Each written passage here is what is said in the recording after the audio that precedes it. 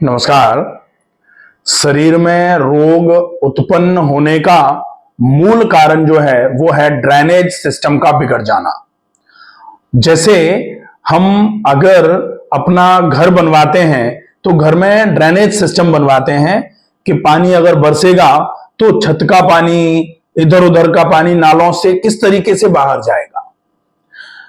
अगर पानी किसी दिन बहुत ज्यादा तेज बरसता है तो क्या होता है कि नाले अगर प्रॉपरली ओपन है, खुले हुए हैं जो हमने बनाए थे, तो ज्यादा मात्रा का बरसा हुआ पानी भी छत पर बिना भरे हुए नालों से होते हुए बह करके बाहर आ जाता है। लेकिन अगर जो ड्रेनेज सिस्टम है वो कहीं चौक हुआ तो थोड़ा सा पानी भी बरसता है ना, तो छत पर रुका रहता है। उसकी वजह से छत धीरे धीरे करके छत पे पानी ऊज हो करके छत की मेम्ब्रेन्स को खराब करना, जो छत की लेयर्स हैं उनको खराब करना चालू करता है और छत धीरे धीरे करके टपकना चालू हो जाती है, दीवारों पर सीलन आना चालू हो जाती है, छत जो है वो छत के नीचे के हिस्से पर सीलन आना चालू हो जाती है। क्यों? क्योंकि ड्रेनेज के सिस्टम ने प्रॉपर तरीके से काम नहीं किया, तो छत धीरे धीरे करके भर गई। अब ऐसे ही अगर हमारे शरीर को हमने प्रॉपर तरीके से जो भी खाना पीना किया है, ड्रेनेज का सिस्टम जो हमारे शरीर का है वो जब तक अच्छे तरीके से काम करता रहता है तब तक शरीर में किसी भी प्रकार का कोई भी ओवरफ्लो नहीं होता है। क्योंकि जितना हम खा रहे हैं अगर उसी के अनुरूप ड्रेनेज का सिस्टम काम करता रहेगा तो निश्चित ही सारी चीजें ड्रेन्ड आउट होती रहेंगी, शरीर में रोग भी नहीं होगा और किसी प्रकार का नुकसान भी नहीं होगा। लेकिन यदि कभी ड्रेनेज का सिस्टम थोड़ा सा कमजोर पड़ेगा तो निश्चित ही आज जो भी हम कर रहे हैं वो कल के लिए हमारे लिए बड़ा नुकसानदायक हो जाएगा। शरीर में ड्रेनेज के सिस्टम क्या है?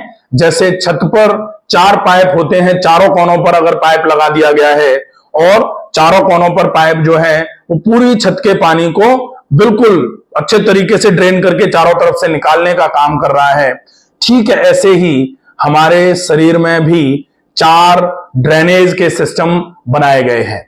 4 ड्रेनेज के सिस्टम में सबसे पहला जो ड्रेनेज का सिस्टम है वो है एनस।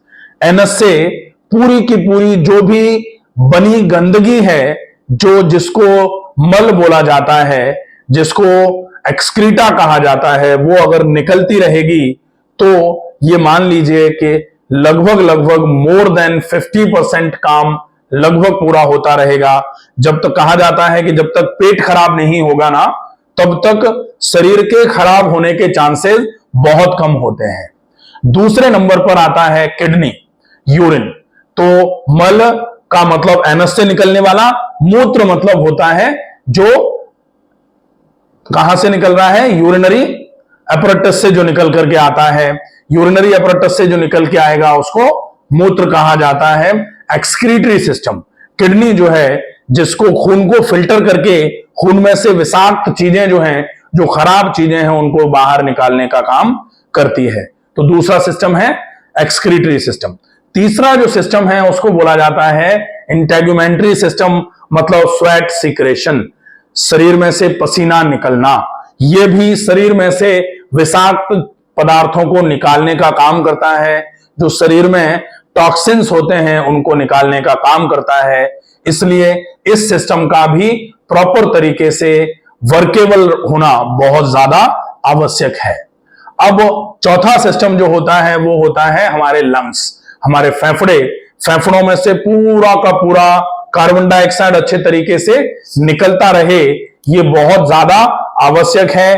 क्योंकि अगर कार्बन डाइऑक्साइड भी पूरे तरीके से नहीं निकलेगा ना तो वो भी हमारे लिए बड़ा नुकसानदायक हो जाता है कभी कभी।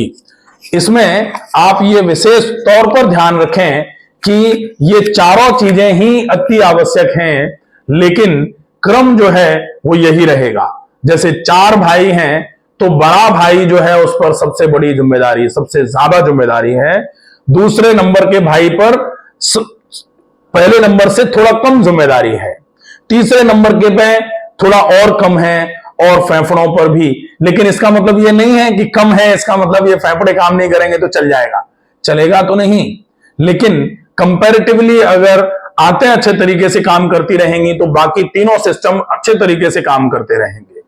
अगर आंतों ने काम करना बंद कर दिया तो बाकी तीनों पर इतना ज्यादा बर्डन आएगा कि एक ने काम ही अगर छोड़ दिया है तो बाकी के तीनों परेशान हो जाएंगे।